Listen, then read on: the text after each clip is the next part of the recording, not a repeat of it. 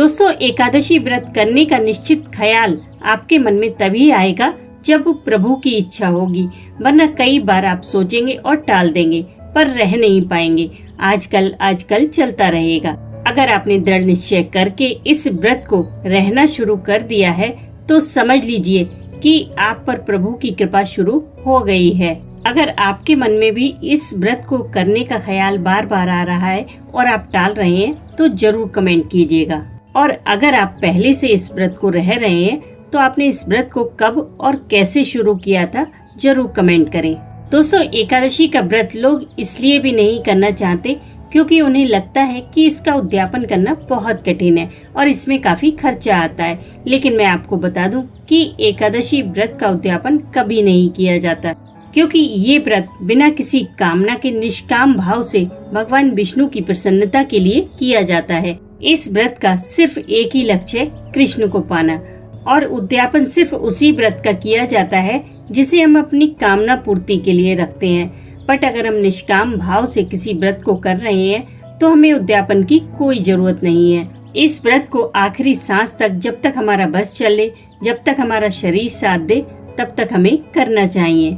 जो लोग भी इस व्रत को करना चाहते हैं उन्हें कुछ नियमों का पालन करना होता है, जैसे कि दशमी तिथि की शाम को भोजन न करें, अगर जरूरत पड़े तो फल खाएं, अगर ना रह सके तो हल्का और सात्विक आहार ले सकते हैं, लेकिन प्याज, लहसुन, नॉनवेज और चावल का त्याग करें। अपने मन को भी सात्विक रखें और जुबान को भी। किसी के प्रति कोई अपशब्द ना कहें। एकादशी के दिन सुबह ब्रह्म मुहूर्त में उठें। पानी में गंगा जल, काले तिल या आंवला, इन तीनों में से जो भी चीज हो मिलाकर स्नान करें। अगर कुछ भी ना हो तो कुछ तुलसी के पत्ते मसल कर पानी में मिलाएं, उससे स्नान करें। कहते हैं एकादशी के दिन तुलसी को तोड़ा नहीं जाता, पर पूजन कर सकते हैं। तुलसी आप एक दिन पहले ही तोड़ कर रख लें। इस दिन विष्णु भगवान और माँ लक्ष्मी जी को विराजित करें। संकल्प करें कि आज हमारा एकादशी का व्रत है, प्रभु आपकी कृपा से वो पूर्ण हो। धूप, दीप, पुष्प, तुलसी इत्यादि से अपनी सामर्थ्य के अनुसार पूजन करें। भजन करें, आरती करें, कथा श्रवण करें। इस दिन विष्णु सहस्त्र नाम का बहुत महत्व है, उसका पाठ अवश्य करें। पर अगर किसी वजह से ना कर सके, अगर आपके पास टाइम कम है तो इस मंत्र का 11 बार जाप करें। इससे भी भगवान विष्णु की कृपा अतिशीघ्र मिल जाती है। मंत्र है राम रामेति रामेति रमे रामे मनोरमे सहस्त्र नाम तातुल्यम राम नाम वरानने। ये मंत्र स्वयं शिव ने पार्वती जी को दिया था। ये अकेला मंत्र विष्णु सहस्त्र नाम के समान ही पावरफुल है। दोस्तों, एकादशी के व्रत में ज्यादा सोना नहीं चाहिए।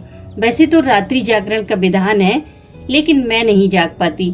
पर अगर आप लोग जागरण कर सके तो जरूर करें। रात्रि 12-1 बजे तक जाग लें, वही काफी है। इसका मतलब ये नहीं कि रात में जागकर आप टीवी देख रहे हैं, मोबाइल चला रहे हैं। इस समय किसी ग्रंथ का पाठ करें। भगवत गीता का कर सके तो अति उत्तम है। सुबह पूजा करने के पश्चात अपने व्रत का पारण करें, लेकिन पारण से पहले दान निकालना ना भूलें। अब पारण कैसे किया जाता है? एक तुलसी का पत्ता अपने मुंह में रखकर गायत्री मंत्र बोलते हुए पानी से निगल लें। उसके बाद आप कुछ भी खा पी सकते हैं। और व्रत में आप जो भी दान निकालें वो किसी जरूरतमंद को ही दें। जरूरतमंद को दिए गए दान का महत्व बहुत ज्यादा होता है। इस दिन इन 5 बातों का अवश्य ध्यान रखें। जैसे पहला, पूरे दिन किसी की निंदा या चुगली ना करें। दूसरा, व्रत में जो भी खाएं हल्का खाएं। तीसरा, पूरे दिन कम बोलें, यदि मौन रह सके तो बहुत अच्छा है। चौथा, भगवान के नाम का सुमिरन और जाप मन में निरंतर करते रहें। 5वां, प्रभु को तुलसी और पंचामृत का भोग अवश्य लगाएं। दोस्तों, भगवान विष्णु जगत के पालनहार हैं और जगत का पालन पोषण बिना लक्ष्मी के नहीं हो सकता। इसीलिए उनके साथ माँ लक्ष्मी जी हैं। और एकादशी व्रत के बहाने प्रत्येक 15 दिन में भगवान विष्णु और माँ लक्ष्मी जी की विधि विधान से पूजा अर्चना हो जाती है, ताकि हमारा जीवन भी सुचारू रूप से चलता रहे।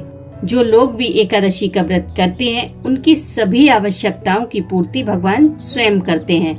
इस व्रत में हमें भगवान से कुछ भी मांगने की जरूरत नहीं पड़ती, वो स्वयं ही इतना देते हैं। इस व्रत को पूरी श्रद्धा भाव से करने वाले की जिम्मेदारी भगवान स्वयं उठाते हैं। उसकी सभी कामनाएं अपने आप पूरी होती हैं और उसे मोक्ष की प्राप्ति होती है।